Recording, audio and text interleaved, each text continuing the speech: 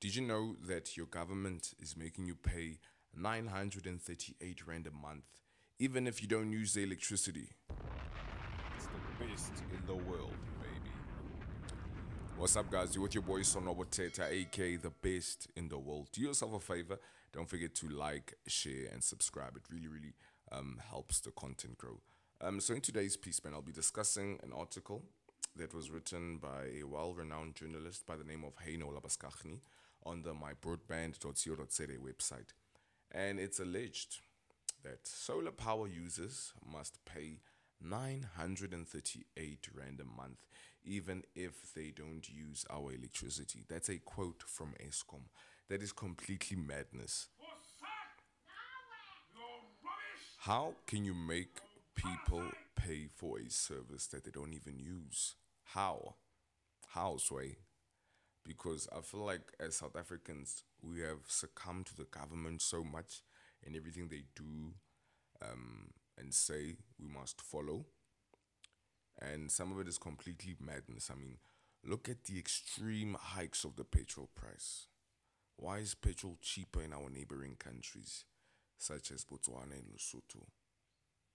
I'm hearing stories from my associates in Lesotho saying that petrol is at under 15 Rand. Under 15 Rand in Lesotho. But we supply them with our petrol. How the hell does that make sense? How the hell does that make sense? You know? Because I feel like as South Africans, we have become accustomed to this thing whereby it's okay, we let our government do whatever they need to do because we have become so comfortable. Because this article further states that Eskom is proposing new power tariffs that could mean households with lower than average income, electricity consumption, and many on-grid solar users will pay hundreds of rands every month for something that they don't use. Eskom maintains that tariffs need to be modernized to reflect the changing electricity environment and ensure fair recovery by all service provider, user grids and system. Do they hear themselves, these people, when they take out these pieces? Because the reason why people are on solar is because they want to avoid Eskom, because electricity is a huge problem in this country. Businesses are failing, appliances are getting broken. Myself personally, I've had situations whereby I've had fridges break because of the on and off, on and off, on and off, and it ruins appliances. Laptops broken, laptops can't charge anymore. It's just a plug and play. It's basically a computer because of our state's negligence. And I know as young people, because majority of the audience of this podcast, majority of them are under the age of 30. We all not into politics. Personally, myself, I'm also not into politics. But if you think about it, what we do in our everyday life is politics. It's politics. Because I'll give you an example. We go on the internet, we push content. Content is a matter of politics because you are engaging a media narrative. Because a media platform is powerful, it is politics. You going on TikTok, modernizing, creating content, creating all those videos, it is politics. You're trying to steer the dynamic of the public. And I feel like as young people,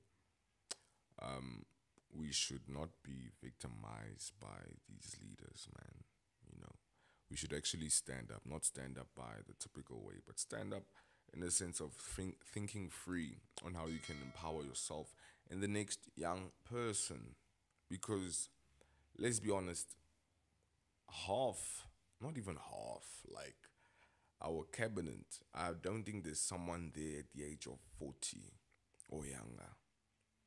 Everyone who's in our current cabinet, they're old-minded people, and they have taken this thing of mistreating South Africans to a higher rate. It's ridiculous. Look at the crazy petrol prices. Do you know that petrol is predicted to be around 40 Rand per liter, either in the last quarter of this year, which is the last 3 months, or the first quarter of next year. And it doesn't look like it will have any signs of slowing down. So as South Africans, we ask ourselves, how can we overcome this? Because we ran like a mafia state. There's corruption left, right, and center. It's becoming a norm. It's becoming a norm. So in this article, Eskom further on continues by saying the aim is not to get additional revenue, but to rebalance tariffs in such a way that fixed costs are recovered for a greater extent by fixed charges, Eskom said. So in short, Eskom said the new tariffs would achieve the following. By the way, new tariff means they're going to charge higher now. They're going to charge higher. And that 938 Rand a month is not for people who already are under Eskom. It's for those who are totally not with Eskom. People who use solar energy have to pay a company that does not produce a product which they went all out on their way to get so they can be off the grid. Does that make sense? Congratulations, you played yourself. Does that make sense? Please tell me if I'm wrong.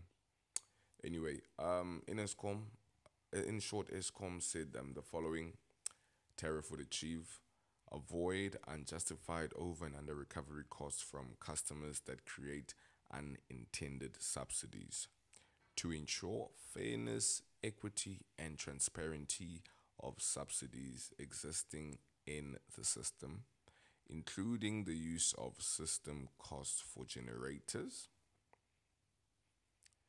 Prepare for Eskom unbundling by ensuring divisional costs are accurately reflected to avoid large tariff impacts after legal separations. And then the next point is to provide the correct pricing signals for capacity and usage. And the last point is to mitigate volume and revenue risk to avoid price increase impact on all customers. What is that? What is that? What is that? For real, man. The government got me bugging out for real. Every day I get shocked, but now this one is deep because they're making you pay for something that you don't even use. The reason why people are using solar is because y'all can't supply us with electricity. Y'all gotta make a plan, man. But y'all, we tired of talking to y'all. I'm saying that we need to make a plan, Go to our young brothers and sisters out there who have a solar panel business and blatantly refuse to be confined to the norms of the state because it cannot be. We're sick and tired of it. High youth unemployment, high corruption. It's a mess. But we're going to keep on fighting as the youth, keep on sticking together, supporting each other, and helping each other. And speaking of supporting, go subscribe to your boy's channel. It really helps the content grow, man. We want to go to 1,000 subscribers and be in that place where we can monetize ourselves and make money and make the next black child rich. You're with your boy Sonwabo Thetha, aka the best in the world. We out. It's the best in the world, baby.